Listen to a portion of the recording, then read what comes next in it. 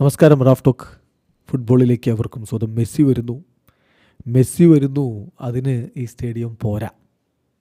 Jamaican ക്ലബ്ബായിട്ടുള്ള Cavalier FC Inter മയാമിക്കെതിരെ CONCACAF champions കപ്പിൻ്റെ റൗണ്ട് ഓഫ് 16 കളിക്കുകയാണ്. അപ്പോൾ ആ കളിക്ക് അവരുടെ മൈതാനത്തേക്ക് ലിയോ മെസ്സി എത്തും രണ്ടാം ലെഗിൽ. അപ്പോൾ അതിനുവേണ്ടി അവരുടെ മൈതാനം അവർ മാറ്റുന്നു. ആ റിപ്പോർട്ടാണിപ്പോൾ പുറത്തേക്ക് വന്നിട്ടുള്ളത്. ഇൻ്റർ മയാമിയും കാവലിയർ FCയും തമ്മിലുള്ള ആദ്യപാദ മത്സരം മാർച്ച് 6-നാണ്. അത് ഇൻ്റർ മയാമിയുടെ മൈതാനത്താണ്. അതിനുശേഷം മാർച്ച് 14 പുലർച്ചെ ഇന്ത്യൻ സമയം 5:30 കാവലിയർ FCയും ഇൻ്റർ മയാമിയും തമ്മിലുള്ള മത്സരം നടക്കുന്നു. ആ മത്സരത്തിനുള്ള സ്റ്റേഡിയമാണ് ഇപ്പോൾ മാറ്റിയിരിക്കുന്നത്.